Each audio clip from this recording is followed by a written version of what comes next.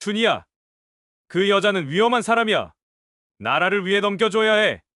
도시가, 너까지 이럴 거야? 춘희의 목소리가 떨린다. 과거 함께 훈련받던 전우가 적이 된 충격적 반전. 춘희의 눈에서 배신감과 분노의 눈물이 흐른다. 서울 외곽 한적한 마을, 겨울 아침에 찬 공기가 정원을 감쌌습니다. 이춘희는 68세의 나이에도 불구하고 여전히 고든 자세로 서서 정원의 동백나무 가지를 정리하고 있었습니다. 가위질 하나하나가 정확하고 군더더기가 없었죠. 마치 오랜 훈련으로 몸에 밴 습관처럼 말입니다. 순아, 이리 와. 춘희의 부름에 흰 털의 중형견 순이가 꼬리를 흔들며 달려왔습니다. 순이는 춘희가 이 마을에 정착한 지 3년째 되던 해에 데려온 유일한 가족이었어요. 버려진 채로 떨고 있던 강아지를 발견했을 때 춘희는 자신도 모르게 그 작은 생명을 품에 안았습니다. 오늘도 산책 갈까? 춘희는 순이의 목줄을 채우며 작은 미소를 지었습니다. 은퇴 후의 일상은 단조로웠지만 평화로웠어요. 아침마다 라디오에서 흘러나오는 7시 뉴스를 들으며 커피를 마시고 정원을 돌보고 순이와 함께 마을 한 바퀴를 도는 것이 하루의 전부였습니다. 하지만 춘희의 과거는 그리 평범하지 않았습니다. 젊은 시절 그녀는 국군 정보사 소속 북파 공작원이었어요. 비밀스러운 임무를 수행하며 목숨을 걸고 살았던 시절이 있었죠. 그때의 기억들은 이제 서랍 깊숙이 묻어둔 낡은 사진들처럼 희미해졌지만 여전히 춘희의 몸에는 그 시절의 흔적들이 남아 있었습니다. 걸음걸이 하나, 주변을 살피는 눈빛 하나까지도 평범한 노인과는 달랐어요. 마을을 걸으며 순이가 갑자기 한 집 앞에서 멈춰 섰습니다. 2달 전에 새로 이사 온 젊은 부부의 집이었어요. 남편은 30 중반쯤 되어 보이는 정장 차림의 직장인이었고 아내는 29 정도로 보이는 여성이었습니다. 안녕하세요. 마당에서 빨래를 널고 있던 여성이 춘희에게 인사를 건넸습니다. 정아윤이라고 자신을 소개했던 그 여성의 얼굴에는 묘한 그림자가 드리워져 있었어요. 웃으려 노력하는 표정이었지만 춘희의 예리한 눈에는 그 미소 뒤에 숨겨진 불안감이 고스란히 보였습니다. 안녕하세요. 산책 나왔어요. 춘희는 자연스럽게 대답했지만 마음 한편으로는 하윤의 표정을 계속 관찰하고 있었습니다. 그녀의 손목에는 희미한 멍 자국이 있었고 눈가에는 깊은 피로가 서려 있었어요. 무엇보다 주변을 경계하는 듯한 시선이 춘희의 관심을 끌었습니다. 참 예쁜 강아지네요. 하윤이 순이를 보며 말했습니다. 하지만 그 목소리에는 진정한 여유가 없었어요. 마치 누군가에게 감시받고 있다는 듯한 긴장감이 느껴졌습니다. 순이라고 해요. 사람을 잘 따르는 아이죠. 춘희는 하윤의 반응을 살피며 대화를 이어갔습니다. 그런데 이상했어요. 하윤은 자꾸만 집 안쪽을 힐끗힐끗 쳐다보며 대화 시간을 줄이려고 했습니다. 마치 누군가가 자신을 지켜보고 있다는 것을 의식하는 것 같았어요. 그럼 저는 이만. 하윤이 서둘러 집 안으로 들어가려는 순간 집 안에서 남성의 큰 목소리가 들렸습니다. 뭐하고 있어? 그 목소리에 하윤의 얼굴이 순간 굳어졌습니다. 춘희는 그 변화를 놓치지 않았어요. 아, 네. 들어갑니다. 하윤은 급하게 인사를 마치고 집 안으로 사라졌습니다. 남겨진 춘희는 순이와 함께 그 자리에 잠시 서 있었어요. 이상한 애야. 춘희는 속으로 중얼거렸습니다. 오랜 경험이 말해주는 직감이었어요. 하윤의 눈빛에서 본 것은 단순한 수줍음이나 내성적인 성격이 아니었습니다. 그것은 공포였어요. 무언가로부터 도망치고 싶어하는 사람의 눈빛이었습니다. 집으로 돌아온 춘희는 창가에 앉아 이웃집을 바라보았습니다. 겉으로는 평범해 보이는 신혼부부의 집이었지만 춘희의 눈에는 뭔가 석연치 않은 분위기가 감돌고 있었어요. 무언가 숨기고 있어. 저 여자는 분명히 도망쳐온 사람이야. 춘희의 직감은 좀처럼 빗나가지 않았습니다. 그리고 그 직감이 곧 현실이 될 줄은 아직 몰랐어요. 하윤을 처음 본 지 일주일이 지났습니다. 그 사이 춘희는 자연스럽게 그 집 주변을 지날 때마다 관찰을 계속했어요. 하윤은 여전히 집 밖으로 나오는 일이 거의 없었고 가끔 보이는 모습도 예전과 다름없이 불안해 보였습니다. 어느 겨울밤이었습니다. 춘희는 평소처럼 라디오를 들으며 뜨개질을 하고 있었어요. 밤 11시가 넘은 시간이었는데 갑자기 순이가 예민하게 귀를 세우더니 현관 쪽으로 달려갔습니다. 순아, 왜 그래? 춘희가 순이를 따라 현관에 다가서자 순이는 더욱 격하게 짖기 시작했습니다. 평소 온순한 순이가 이렇게 흥분하는 일은 거의 없었어요. 춘희는 즉시 긴장했습니다. 오랜 훈련으로 몸에 밴 본능이 깨어나는 순간이었죠. 쉿, 조용히 해. 춘희는 순이를 진정시키며 조심스럽게 커튼 틈으로 밖을 내다보았습니다. 어둠 속에서 두 명의 남성이 이웃집을 향해 서둘러 걸어가고 있었어요. 그들의 움직임은 평범한 방문객의 것이 아니었습니다. 주변을 경계하며 은밀하게 접근하는 모습이었죠. 춘희의 심장이 빨라지기 시작했습니다. 이 상황이 심상치 않다는 것을 직감적으로 알 수 있었어요. 그녀는 즉시 거실 불을 끄고 더 자세히 관찰할 수 있는 위치로 이동했습니다. 두 남성은 하윤의 집 대문 앞에 도착했어요. 그들 중 한 명이 무언가 도구를 꺼내더니 대문 잠금 장치를 조작하기 시작했습니다. 전문적인 솜씨였어요. 몇 초 만에 대문이 열렸고 그들은 조용히 집 안으로 침입했습니다. 이건 춘희는 숨을 죽이고 상황을 지켜보았습니다. 잠시 후 하윤의 집에서 둔탁한 소리가 들려왔어요. 무언가 넘어지는 소리 같았습니다. 그리고 이어서 여성의 비명소리가 밤 공기를 찢었죠. 순이는 더욱 격하게 짖으려 했지만 춘희가 단호하게 입을 막았습니다. 지금은 들키면 안 되는 상황이었어요. 춘희는 재빨리 휴대폰을 꺼내 112에 신고하려 했습니다. 하지만 손가락이 번호를 누르기 직전에 멈췄어요. 뭔가 더 확실한 증거가 필요했습니다. 그리고 무엇보다 이 상황이 단순한 강도 사건이 아닐 수도 있다는 생각이 들었어요. 춘희는 서랍에서 오래전에 설치해둔 소형 망원경을 꺼냈습니다. 은퇴 후에도 습관적으로 주변을 관찰하기 위해 준비해둔 것이었죠. 망원경으로 하윤의 집을 자세히 들여다보니 거실 창문 사이로 희미한 움직임이 보였습니다. 몇 분 후 집 앞문이 열리며 두 남성이 나왔습니다. 그런데 그들 사이에는 입에 테이프가 붙여지고 손이 묶인 채 비틀거리는 하윤의 모습이 있었어요. 하윤은 필사적으로 저항하려 했지만 남성들의 힘에 밀려 끌려가고 있었습니다. 저런, 춘희의 얼굴이 굳어졌습니다. 이것은 분명히 계획적인 납치였어요. 그리고 그 남성들의 움직임을 보니 이런 일에 익숙한 전문가들 같았습니다. 남성들은 하윤을 검은색 승용차에 태우고 빠르게 사라졌습니다. 번호판을 확인하려 했지만 의도적으로 가려져 있었어요. 춘희는 즉시 행동에 나섰습니다. 우선 휴대폰으로 사건 현장을 촬영했고 시간과 상황을 정확히 기록했어요. 그리고 나서야 112에 신고 전화를 걸었습니다. 112입니다. 네, 신고하겠습니다. 이웃집에서 납치 사건이 발생했어요.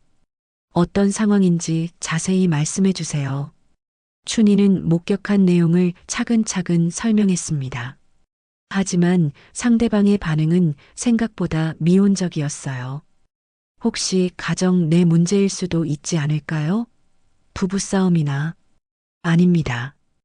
분명히 낯선 남성 2명이 침입해서 여성을 납치해 갔어요. 일단 순찰차를 보내드릴게요. 하지만 확실한 증거가 없으면 전화를 끊은 후 춘희는 답답함을 느꼈습니다. 관료적인 대응으로는 하윤을 구할 수 없을 것 같았어요.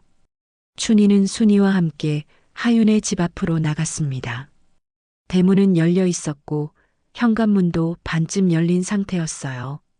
조심스럽게 집안을 들여다보니 거실이 엉망이었습니다. 의자가 넘어져 있고 깨진 컵 조각들이 바닥에 흩어져 있었죠. 이 정도면 충분한 증거 아닌가. 춘희는 현장을 휴대폰으로 촬영했습니다. 그런데 순이가 갑자기 집 안 어딘가를 향해 킁킁거리며 냄새를 맡기 시작했어요. 뭘 맡고 있는 거야? 순이는 계속해서 특정 방향을 가리키며 불안해했습니다. 마치 무언가 중요한 단서가 있다는 듯이 말이에요. 잠시 후 경찰이 도착했지만 예상대로 성과는 미미했습니다. 간단한 현장 확인만 하고는 남편과 연락이 닿는지 확인해 보겠다는 말만 남기고 갔어요. 춘희는 그날 밤 잠을 이룰 수 없었습니다. 하윤의 공포에 질린 눈빛이 계속 떠올랐거든요. 그리고 무엇보다 이 사건이 단순한 범죄가 아니라는 직감이 강하게 들었습니다. 저 눈빛, 분명히 살기였어. 이건 단순한 가정사가 아니야. 하윤이 납치당한 지 이틀이 지났습니다. 경찰의 수사는 여전히 답보 상태였어요. 담당 형사는 남편과 연락이 안 된다는 이유로 가정사 가능성을 계속 제기했습니다. 하지만 춘희의 생각은 달랐어요. 이상해. 남편도 함께 사라졌다는 게 말이 안 돼. 춘희는 하윤의 집을 다시 한번 살펴보기로 했습니다. 경찰이 수사를 마친 후라 현장 출입은 가능했어요. 순이와 함께 조심스럽게 집 안에 들어가니 여전히 납치 당시의 흔적들이 남아 있었습니다. 거실을 자세히 살펴보던 춘희는 소파 틈에서 작은 종이 조각을 발견했습니다. 찢어진 편지 같았는데 한글과 함께 북한 말투의 문장이 적혀 있었어요. 동무, 이건 북한 용어잖아. 춘희의 심장이 빨라졌습니다. 과거 북파 공작원 시절의 기억이 되살아났어요. 이 사건이 단순한 납치가 아니라 정치적 배경이 있을 수도 있다는 생각이 들었습니다. 춘희는 집에 돌아와 오래된 서랍을 열었습니다. 맨 아래쪽에 숨겨둔 낡은 수첩과 연락처들이 있었어요. 은퇴할 때 모두 폐기하라고 했지만 혹시 모를 상황에 대비해 몇 개는 남겨둔 것이었습니다. 김대위, 아직 살아있을까? 춘희는 오랜 망설임 끝에 전화를 걸었습니다. 김대위는 과거 함께 임무를 수행했던 동료였어요. 은퇴 후에도 간혹 연락을 주고받았던 사이였습니다. 여보세요? 김대위 나야. 춘희. 춘희야? 웬일이야? 얼마만이냐? 급한 일이 있어서 연락했어. 혹시 탈북자 관련 정보 얻을 수 있을까? 전화기 너머로 잠시 침묵이 흘렀습니다. 뭔 일이야? 내가 그런 일에 관심 있을 줄 몰랐는데. 춘희는 하윤의 상황을 간략하게 설명했습니다. 김대위는 심각한 목소리로 대답했어요. 그거 위험한 일일 수 있어. 요즘 탈북자들 중에 복잡한 배경 가진 사람들이 많거든. 일단 내가 알아볼게. 다음 날 오후 김대위에게서 연락이 왔습니다. 춘희야, 만나자. 전화로 할 얘기가 아니야. 두 사람은 시내 한적한 찻집에서 만났습니다. 김대위는 주변을 한번 둘러본 후 작은 목소리로 말했어요. 정하윤이라는 여자 맞지? 어떻게 알았어? 내가 알아봤더니 이 여자 과거가 복잡해. 탈북자이긴 한데 북한에서 특수 임무를 맡았던 사람이야. 춘희는 숨을 죽이고 들었습니다. 어떤 임무? 정보 수집이야. 남한 사회에 침투해서 정보를 빼내는 일을 했다고 해. 그런데 어느 순간 마음이 바뀌어서 진짜 탈북을 선택한 거지. 그럼 남편은? 김대위의 표정이 어두워졌습니다. 그게 문제야. 남편이라는 사람이 사실은 브로커야.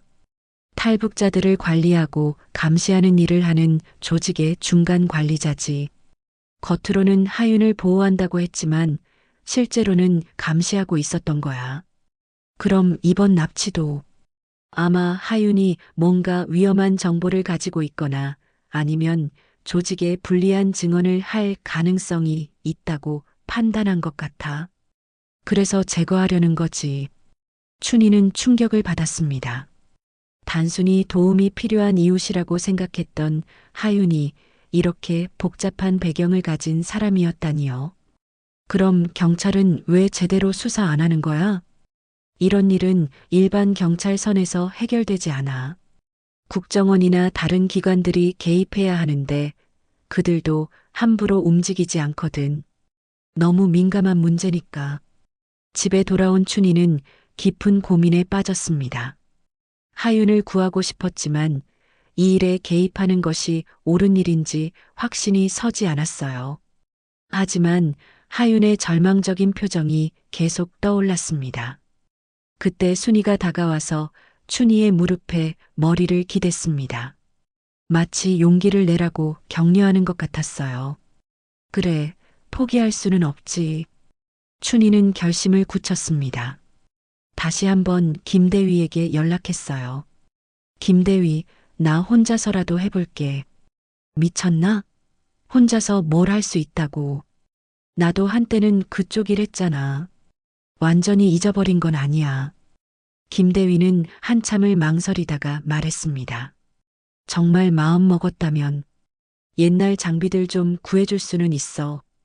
하지만 정말 위험한 일이야. 고마워. 부탁해. 전화를 끊은 후 춘희는 다락방으로 올라갔습니다. 오래된 트렁크를 열어보니 과거 사용했던 장비들이 그대로 보관되어 있었어요. 폐기했다고 보고했지만 실제로는 숨겨둔 것들이었습니다. 이제 시작이야. 춘희는 낡은 무전기를 손에 들고 중얼거렸습니다. 은퇴한 지 오래됐지만 몸은 여전히 그때의 감각을 기억하고 있었어요. 하윤을 구하기 위한 작전이 시작되는 순간이었습니다. 순이가 춘희를 올려다보며 꼬리를 흔들었습니다. 마치 함께 하겠다는 의지를 보여주는 것 같았어요. 순아, 우리 함께 누군가를 구해보자. 김대위로부터 연락이 온 건 사흘 후였습니다. 약속 장소에서 만난 김대위는 작은 가방을 건네주었어요. 야간 투시경, 소형 카메라, 그리고 비상용 통신기야. 모두 추적 불가능한 것들이니까 안심해. 고마워. 빚진 것 같네. 서로 돕고 사는 거지. 그런데 정말 조심해.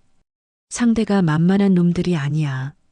춘희는 장비를 받아든 후 본격적인 수사를 시작했습니다. 먼저 하윤의 집을 다시 한번 철저히 조사하기로 했어요. 경찰이 놓친 단서가 있을 수도 있었거든요. 밤이 되자 춘희는 순이와 함께 하윤의 집으로 향했습니다. 야간 투시경을 끼고 집안을 세밀하게 살펴보니 낮에는 보이지 않았던 것들이 눈에 들어왔어요. 거실 소파 뒤편에 떨어진 작은 열쇠, 부엌 서랍에서 발견한 이상한 메모들, 그리고 침실 옷장 뒤쪽에 숨겨진 작은 노트북이 있었습니다. 이상해. 왜 이런 걸 숨겨놨을까? 춘희는 노트북을 켜봤지만 암호가 걸려 있었어요. 하지만 키보드 주변을 자세히 살펴보니 자주 누른 숫자, 키들의 마모 상태가 달랐습니다. 몇 번의 시도 끝에 암호를 풀 수 있었어요. 노트북 안에는 하윤의 일기가 들어 있었습니다. 그 내용을 읽는 순간 춘희는 충격을 받았어요. 2024년 8월 15일. 오늘도 그 사람이 나를 의심하는 눈빛으로 봤다. 내가 과거를 완전히 버렸다는 걸 믿지 않는 것 같다. 무서워. 2024년 9월 3일. 휴대폰을 몰래 검사당했다. 내 모든 행동이 감시받고 있다는 느낌이 든다. 이게 결혼 생활인가? 2024년 10월 20일. 만약 내가 사라지면 남편을 의심해 주세요. 그는 나를 사랑해서 결혼한 게 아니야. 마지막 일기의 날짜는 납치당하기 바로 전날이었습니다. 2024년 12월 10일. 이상한 전화들이 계속 온다. 남편이 누군가와 내 얘기를 하는 것 같다. 도망쳐야 할까? 하지만 어디로? 춘희는 일기를 사진으로 찍어 증거로 보관했습니다. 그런데 그때 순이가 갑자기 지하실 쪽을 향해 짖기 시작했어요. 순아, 왜 그래? 순이는 계속해서 지하실 방향을 가리키며 불안해했습니다. 춘희는 지하실로 내려가 보기로 했어요. 지하실은 평범한 창고처럼 보였지만 한쪽 벽면이 유독 깨끗했습니다. 다른 벽들에 비해 먼지가 적게 쌓여 있었어요. 자세히 살펴보니 그 벽 뒤쪽에서 희미한 바람이 새어나오고 있었습니다. 뭔가 있어. 춘희는 벽을 자세히 조사했습니다. 몇 개의 벽돌을 밀어보니 하나가 움직였어요. 그것을 제거하니 뒤쪽에 작은 공간이 나타났습니다. 그 안에는 하윤의 사진들과 문서들이 숨겨져 있었어요. 사진들을 보니 하윤이 여러 사람들과 만나는 모습들이 담겨 있었습니다. 그리고 그중 일부는 춘희가 과거에 봤던 얼굴들이었어요. 이 사람들, 설마. 문서들을 살펴보니 더욱 놀라운 내용이 나왔습니다. 하윤이 북한에서 수행했던 임무의 상세한 기록들이었어요. 그리고 남한에 잠입해 있는 다른 요원들의 신상 정보까지 포함되어 있었습니다. 이래서 노린 거구나. 춘희는 상황을 이해했습니다. 하윤이 가진 정보가 너무 위험해서 그들이 제거하려 한 것이었어요. 이 정보가 공개되면 큰 사건이 될 수 있었거든요. 그런데 순이가 또다시 다른 방향을 향해 킁킁거리기 시작했습니다. 이번에는 지하실 바닥 한쪽 모서리였어요. 또 뭐가 있는 거야? 춘희가 그 부분을 조사해 보니 바닥 타일 하나가 살짝 들떠 있었습니다. 타일을 들어 올리니 작은 열쇠가 나왔어요. 이 열쇠는 뭘 여는 거지? 춘희는 집안을 다시 한번 둘러보며 열쇠에 맞는 자물쇠를 찾았습니다. 침실 옷장 맨 위쪽에 작은 금고가 있었는데 그 열쇠가 딱 맞았어요. 금고 안에는 USB 하나와 편지 한 통이 들어 있었습니다. 편지를 펼쳐보니 하윤의 필체로 적힌 내용이었어요. 누군가 이 편지를 읽고 있다면 저는 이미 위험한 상황에 처해 있을 거예요. 이 USB에는 제가 알고 있는 모든 진실이 들어 있습니다. 부디 이것을 믿을 만한 사람에게 전해주세요. 저는 단지 평범하게 살고 싶었을 뿐이에요. 춘희는 USB를 노트북에 연결했습니다. 그 안에는 북한 내부의 난파 공작 조직도와 남한에서 활동하는 협력자들의 명단이 들어 있었어요. 그리고 그 중에는 춘희도 아는 이름이 있었습니다. 박도식? 설마 저 사람이? 박도식은 춘희와 함께 북파 공작원으로 활동했던 동기였어요. 은퇴 후에도 가끔 연락을 주고받았던 사이였는데 그의 이름이 협력자 명단에 올라 있었습니다. 그때 갑자기 지상에서 발걸음 소리가 들렸습니다. 누군가 집에 들어오고 있었어요. 춘희는 재빨리 USB와 문서들을 챙기고 비상구를 찾았습니다. 지하실 한쪽에 작은 창문이 있었는데 간신히 빠져나갈 수 있을 정도였어요. 순이를 먼저 밖으로 내보낸 후 춘희도 조심스럽게 탈출했습니다. 밖으로 나와 뒤를 돌아보니 집안에 불이 켜지고 있었어요. 그리고 익숙한 실루엣이 창문에 비쳤습니다. 박도식? 춘희는 숨을 죽이고 그 모습을 지켜봤습니다. 과거의 동료가 지금은 적이 되어 있다는 현실이 가슴 아팠어요. 순이가 춘희의 다리에 몸을 비비며 위로하는 듯 했습니다. 이제 진짜 위험한 게임이 시작된 것이었어요. 하윤의 집에서 탈출한 춘희는 USB의 내용을 더 자세히 분석했습니다. 파일들을 열어보니 상상보다 훨씬 심각한 내용들이 들어 있었어요. 탈북자들을 다시 북한으로 송환시키는 조직의 실체가 낱낱이 기록되어 있었습니다. 가장 충격적인 것은 박도식의 역할이었습니다. 그는 겉으로는 탈북자 보호단체에서 일하는 것처럼 보였지만 실제로는 위험한 탈북자들을 색출해서 제거하는 일을 담당하고 있었어요. 이런 일이 지금도 벌어지고 있다니. 다음 날 오후 춘희는 순이와 함께 마을 뒷산으로 산책을 나갔습니다. 그런데 산 입구에서 순이가 갑자기 멈춰서며 경계하기 시작했어요. 순아, 뭐가 보여? 그때 나무 뒤에서 익숙한 목소리가 들렸습니다. 춘희야, 오랜만이다. 박도식이 나타났습니다. 여전히 군인 같은 분위기였지만 그의 눈빛은 예전과 달랐어요. 차갑고 위험했습니다. 도식아, 여기서 뭐해? 내가 하고 있는 일 때문에 왔어. 그만두는 게 좋을 것 같아서. 춘희는 긴장했습니다. 박도식의 말투가 평소와 다르게 위협적으로 느껴졌어요. 하윤이라는 여자일 말이야. 그 여자는 내가 생각하는 것만큼 순수하지 않아. 무슨 뜻이야? 박도식이 한 걸음 더 가까이 다가왔습니다. 하윤은 북한의 지시를 받고 남한에 침투한 공작원이야. 자기 마음대로 탈북자 행세를 하면서 우리를 속여왔어. 이런 위험한 인물은 제거되어야 해. 제거라니. 너 지금 뭔 소리 하는 거야? 우리가 젊었을 때 배운 대로야. 나라를 위험에 빠뜨리는 적은 제거해야 한다고. 춘희는 박도식의 변한 모습에 충격을 받았습니다. 과거 함께 목숨을 걸고 임무를 수행했던 동료가 이렇게 변해 있다니요. 도식아, 우리가 그때 지켰던 나라가 이런 걸 원했을까? 무고한 사람을 해치는 게 애국이야? 무고하다고? 그 여자가 가진 정보 때문에 얼마나 많은 사람들이 위험해질지 몰라. 박도식의 목소리가 점점 격해졌습니다. 그래서 하윤을 납치한 거야? 납치가 아니야. 보호 조치였어. 그런데 내가 쓸데없이 개입해서 일이 복잡해졌어.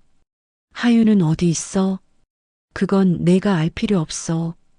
그냥 이 일에서 손 떼. 내 안전을 위해서라도. 만약 내가 거절한다면? 박도식의 표정이 차갑게 변했습니다. 그럼 내가 하윤과 같은 처지가 될 수도 있어. 순간 박도식이 재킷 안쪽으로 손을 뻗었습니다. 춘희는 반사적으로 몸을 뒤로 빼며 경계 자세를 취했어요. 도식아, 정말 이러려고? 춘희야, 넌 항상 감정적이었어. 그게 내 약점이야. 박도식이 갑자기 춘희를 향해 달려들었습니다. 두 사람은 치열하게 격투했어요. 과거 함께 훈련받았던 만큼 서로의 패턴을 잘 알고 있었지만 박도식이 더 젊고 체력적으로 유리했습니다. 격투 중에 춘희는 나무 뿌리에 걸려 넘어졌습니다. 박도식이 그 기회를 놓치지 않고 춘희를 제압하려 했어요. 미안해, 춘희야. 하지만 이게 최선이야. 그때 순이가 갑자기 박도식의 다리를 물었습니다. 박도식이 비틀거리는 사이에 춘희는 간신히 일어났어요. 순아. 춘희는 순이와 함께 그 자리를 벗어났습니다. 박도식의 추격을 피해 숲속으로 도망쳤어요. 한참을 뛰어간 후 춘희는 큰 바위 뒤에 숨어 숨을 고르고 있었습니다. 어깨에 상처가 났고 온몸이 아팠어요. 순이도 다쳤는지 다리를 절고 있었습니다. 이제 정말 혼자야. 춘희는 절망감을 느꼈습니다. 과거의 동료마저 적이 된 상황에서 누구를 믿어야 할지 몰랐어요. 하지만 포기할 수는 없었습니다. 우리 때처럼 나라 위한다고 믿어. 현실이 그래. 박도식의 마지막 말이 귓가에 맴돌았습니다. 과연 그들이 하고 있는 일이 정말 나라를 위한 것일까요? 춘희는 순이를 안으며 다짐했습니다. 이제 정말로 혼자서 하윤을 구해야 했어요. 더 이상 경찰이나 국가기관은 믿을 수 없었습니다. 순아, 우리가 해야 해. 하윤을 찾아야 해. 순이가 춘희를 올려다보며 꼬리를 살짝 흔들었습니다. 마치 함께 싸우겠다는 의지를 보여주는 것 같았어요. 박도식과의 격투에서 부상을 입은 춘희는 사흘 동안 집에서 몸을 추스렸습니다. 순이도 다친 다리 때문에 절뚝거렸지만 여전히 춘희를 지키려는 의지로 가득했어요. 셋째 날 밤 순이가 갑자기 이상한 행동을 보이기 시작했습니다. 계속해서 창문 쪽으로 가서 특정 방향을 향해 낑낑거렸어요. 평소와는 완전히 다른 모습이었습니다. 순아, 뭘 보고 있는 거야? 춘희는 순이가 가리키는 방향을 따라 밖을 내다보았습니다. 그 방향은 마을 뒷산이었어요. 순이는 계속해서 그쪽을 향해 짖으려고 했지만 춘희가 말려서 소리를 내지는 못했습니다. 혹시 하윤이 저쪽에 있는 건가? 순이는 춘희의 말에 반응하듯 더욱 흥분했습니다. 꼬리를 흔들며 현관문 쪽으로 향했어요. 마치 지금 당장 나가자고 말하는 것 같았습니다. 좋아, 가보자. 하지만 조심스럽게. 춘희는 야간 투시경을 챙기고 순이와 함께 집을 나섰습니다. 순이는 확신에 찬 걸음으로 뒷산을 향해 걸어갔어요. 다친 다리에도 불구하고 멈추지 않았습니다. 산길을 한참 올라가니 순이가 갑자기 한 방향을 향해 더욱 빠르게 걸어갔습니다. 나무들 사이로 무언가 인공적인 구조물이 보였어요. 저건 뭐지? 더 가까이 다가가 보니 그것은 옛날 방공호 같은 지하 벙커의 입구였습니다. 한국 전쟁 때 만들어진 것 같았는데 최근에 누군가 사용한 흔적이 있었어요. 입구 주변에는 새로운 자물쇠가 달려 있었고 발자국들도 선명했습니다. 그리고 무엇보다 순이가 그 입구 앞에서 계속 짖으려고 하는 것이 결정적이었어요. 하윤이 저 안에 있구나. 춘희는 확신했습니다. 하지만 자물쇠는 최신형이어서 쉽게 부술 수 있는 것이 아니었어요. 벙커 뒤쪽으로 돌아가니 환기구 같은 작은 구멍이 있었습니다. 춘희는 소형 카메라를 환기구에 넣어 내부를 촬영했어요. 화면에 나타난 모습을 보고 춘희는 충격을 받았습니다. 어둠 속에서 수갑에 묶인 채 바닥에 쓰러져 있는 여성의 모습이 보였거든요. 바로 하윤이었습니다. 하윤아. 그녀는 의식을 잃은 상태로 보였고 며칠 동안 제대로 된 음식이나 물을 못 먹은 것 같았어요. 그때 순이가 다른 방향을 향해 킁킁거리기 시작했습니다. 벙커에서 조금 떨어진 바위 뒤쪽이었어요. 그곳에 가보니 땅에 묻힌 비상용 열쇠 보관함이 있었습니다. 순아, 정말 대단해. 춘희는 보관함을 열어보니 벙커 입구에 예비 열쇠가 들어 있었어요. 순이는 꼬리를 흔들며 춘희를 재촉했습니다. 춘희는 조심스럽게 벙커 입구를 열었습니다. 손전등을 켜고 계단을 내려가니 작은 방이 나타났어요. 하윤은 구석에서 수갑에 묶인 채 쓰러져 있었습니다. 얼굴이 창백했고 입술이 바짝 말라 있었어요. 하윤아, 괜찮아? 춘희가 하윤을 흔들자 그녀가 천천히 눈을 떴습니다. 처음에는 초점이 맞지 않았지만 점차 춘희를 알아보는 것 같았어요. 선생님, 정말이에요? 하윤의 목소리는 거의 들리지 않을 정도로 작았습니다. 네, 맞아요. 이제 괜찮아요. 춘희는 과거 훈련 때 배운 기술로 하윤의 수갑을 풀어주었습니다. 살고 싶었어요. 나 아무 죄 없는데. 하윤이 울먹이며 말했습니다. 춘희는 그녀를 부축하며 일으켜 세웠어요.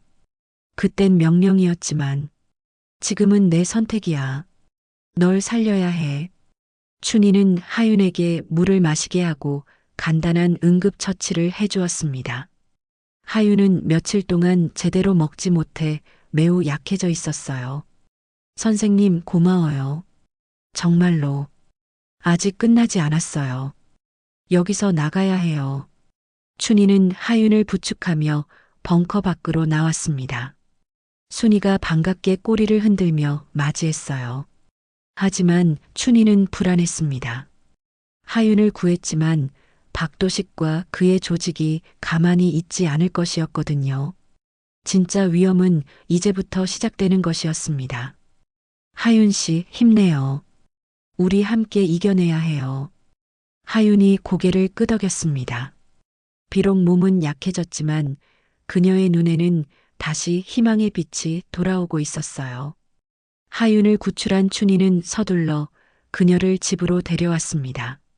하윤은 며칠 동안 제대로 먹지 못해 매우 약해져 있었지만 의식은 또렷했어요. 선생님, 저 때문에 위험에 빠뜨려서 죄송해요. 무슨 말이야? 당연한 일을 했을 뿐이에요. 춘희는 하윤에게 따뜻한 죽을 끓여주며 상황을 정리했습니다. 이제 가장 중요한 것은 하윤이 가진 증거를 세상에 알리는 것이었어요. 하윤 씨, 그 USB에 들어있던 내용들을 공개해야 해요. 그래야 박도식과 그 조직을 막을 수 있어요. 하윤이 고개를 끄덕였습니다. 네, 저도 그렇게 생각해요. 더 이상 숨어 살 수는 없어요. 춘희는 컴퓨터를 켜고 하윤과 함께 증거 자료들을 정리했습니다. USB 안의 파일들, 하윤의 일기, 그리고 춘희가 촬영한 벙커의 영상까지 모든 것을 하나로 묶었어요. 이걸 어느 언론사에 보낼까요? 여러 곳에 동시에 보내야 해요.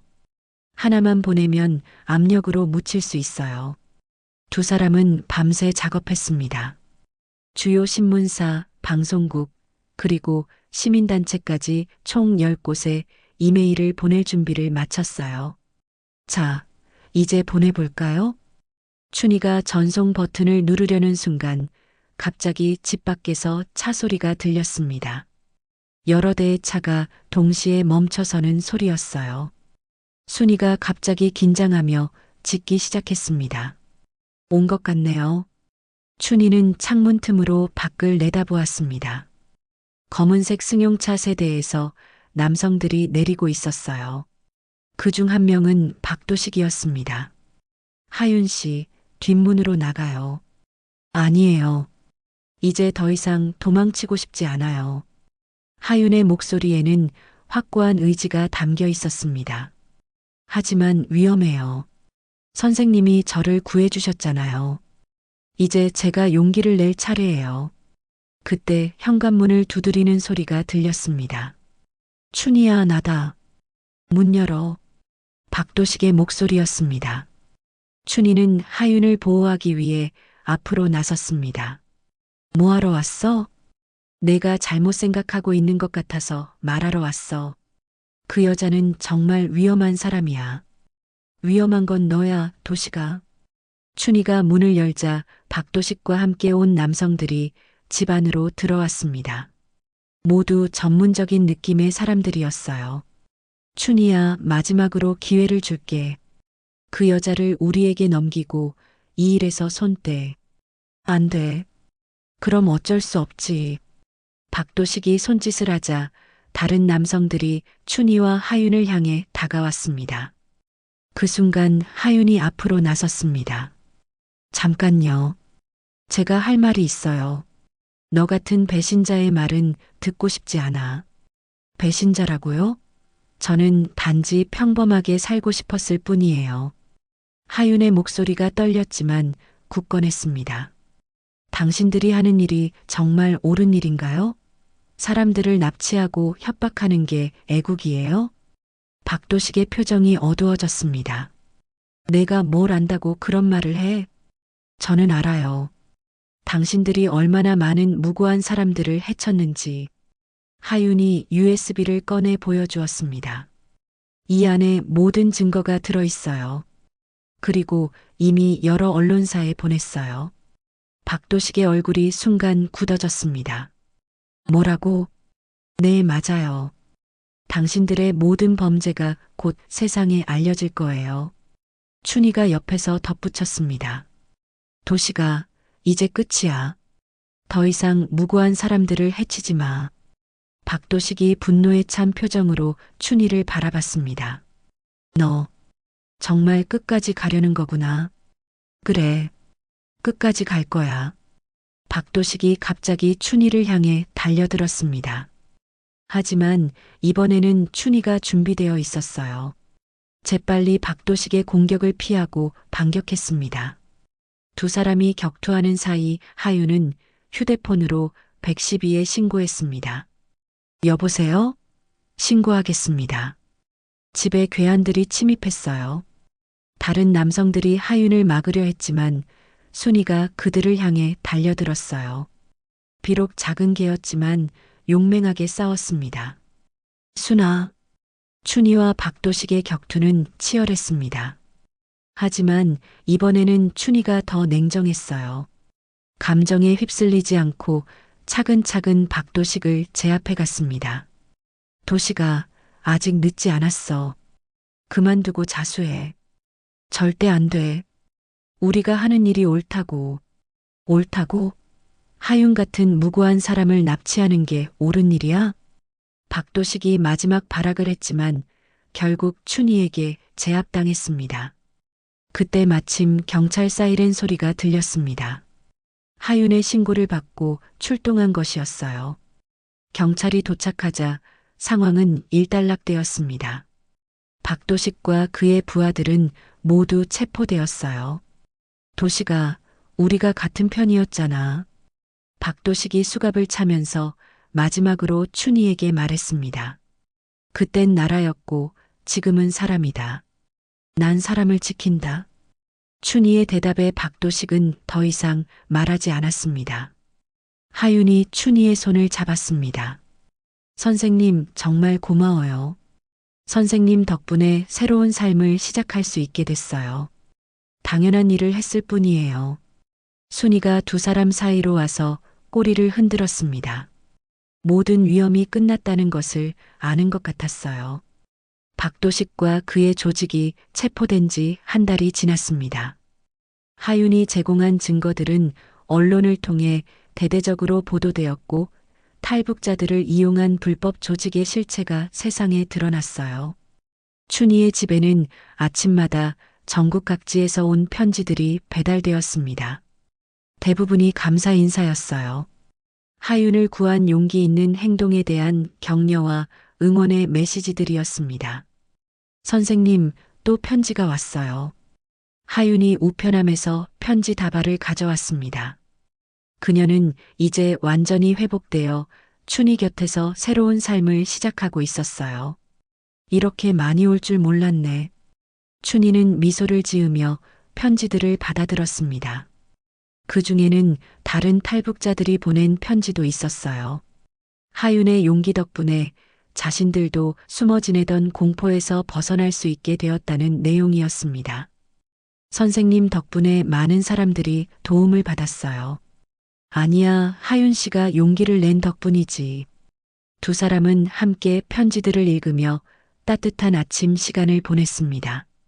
순이는 그 옆에서 평화롭게 낮잠을 자고 있었어요. 점심즈음 하윤이 부엌에서 요리를 하고 있을 때 춘희는 정원에서 동백나무를 손질하고 있었습니다. 예전과 같은 일상이었지만 마음만큼은 훨씬 가벼워진 것 같았어요. 선생님, 식사 준비됐어요. 고마워요. 두 사람은 함께 식탁에 앉았습니다. 하윤이 만든 김치찌개와 밑반찬들이 소박하지만 정성스럽게 차려져 있었어요. 하윤 씨, 앞으로 뭘 하고 싶어요? 글쎄요. 우선은 한국어 공부를 더 열심히 하고 싶어요. 그리고 언젠가는 저처럼 어려운 상황에 있는 사람들을 도울 수 있는 일을 하고 싶어요. 좋은 생각이에요. 하윤의 눈에는 이제 희망의 빛이 가득했습니다. 과거의 트라우마를 극복하고 새로운 꿈을 꾸고 있는 것이었어요. 오후에는 두 사람이 함께 마을을 산책했습니다. 이웃들이 반갑게 인사를 건네왔어요. 춘희와 하윤의 이야기가 뉴스를 통해 알려진 후 마을 사람들의 시선도 훨씬 따뜻해졌습니다. 안녕하세요. 춘희 선생님, 안녕하세요. 마을 이장이 다가와서 말했습니다. 선생님 덕분에 우리 마을이 유명해졌어요. 용기 있는 분이 우리 마을에 살고 계시다니 자랑스럽습니다. 과찬이에요. 춘희는 겸손하게 대답했지만 마음 한편으로는 뿌듯함을 느꼈어요. 저녁 무렵 하윤이 춘희에게 편지 한 통을 건넸습니다. 선생님께 드리고 싶었던 편지예요. 춘희는 편지를 펼쳐보았습니다. 춘희 선생님께 선생님을 만난 것은 제 인생 최고의 행운이었습니다. 선생님이 아니었다면 저는 지금도 어딘가에서 숨어 지내고 있거나 아니면 이미 이 세상에 없었을지도 모릅니다. 선생님께서 보여주신 용기와 따뜻함을 저는 평생 잊지 않을 거예요. 그리고 언젠가 저도 누군가에게 선생님 같은 사람이 되고 싶습니다. 정말 고맙습니다. 선생님 덕분에 저는 살아있어요. 그리고 앞으로도 열심히 살아갈 거예요. 편지를 다 읽은 춘희의 눈가에 눈물이 맺혔습니다. 하윤 씨, 선생님 울지 마세요. 기쁜 일인데. 하윤도 눈물을 글썽이며 말했습니다. 고마워요, 정말로. 그날 밤 춘희는 혼자 집 앞 벤치에 앉아 별을 바라보고 있었습니다. 순이가 옆에 와서 몸을 비비며 함께 앉았어요. 순아, 우리가 좋은 일을 한 건 맞지? 순이가 꼬리를 흔들며 대답하는 것 같았습니다. 며칠 후 하윤은 서울로 올라가 새로운 생활을 시작하기로 했습니다. 탈북자 지원단체에서 일할 기회를 얻었거든요. 선생님, 자주 연락드릴게요. 그래요. 몸 조심하고. 하윤이 떠나는 날, 춘희와 순이는 버스 정류장까지 배웅을 나갔습니다. 선생님께서 가르쳐 주신 것처럼 저도 누군가를 지키는 사람이 될게요. 그럴 거라고 믿어요. 버스가 떠난 후 춘희는 다시 조용한 일상으로 돌아갔습니다. 하지만 이제는 완전히 달라진 기분이었어요. 더 이상 과거에만 머물러 있지 않았습니다. 매일 아침 순이와 함께하는 마을 산책은 계속되었습니다. 하지만 이제는 단순한 운동이 아니라 마을을 지키는 순찰의 의미도 있었어요. 춘희의 눈빛은 예전보다 부드러워졌지만 여전히 예리함을 잃지 않았습니다. 언제든 도움이 필요한 사람이 있다면 나설 준비가 되어 있었거든요. 어느 날 우편함에서 하윤의 편지를 발견했습니다. 선생님, 안녕하세요. 서울 생활에 잘 적응하고 있어요. 제가 일하는 단체에서 정말 많은 분들이 도움을 받고 계세요. 선생님 덕분에 저도 이런 의미 있는 일을 할 수 있게 되었습니다. 그리고 순이에게도 안부 전해주세요. 저를 구해준 영웅이라고요. 편지를 읽으며 춘희는 미소를 지었습니다. 순아, 하윤 씨가 안부 전한대. 순이가 꼬리를 흔들며 기뻐하는 것 같았어요. 그날 저녁 춘희는 오랜만에 라디오를 켜고 뜨개질을 했습니다. 평범한 일상이었지만 이제는 그 평범함이 더욱 소중하게 느껴졌어요. 창밖으로는 마을의 평화로운 풍경이 펼쳐져 있었습니다. 춘희는 이 평화를 지키기 위해 언제든 나설 준비가 되어 있었어요. 이제 시작이야, 순아. 순이가 춘희를 올려다보며 꼬리를 흔들었습니다. 두 친구의 새로운 여정이 시작되는 순간이었습니다.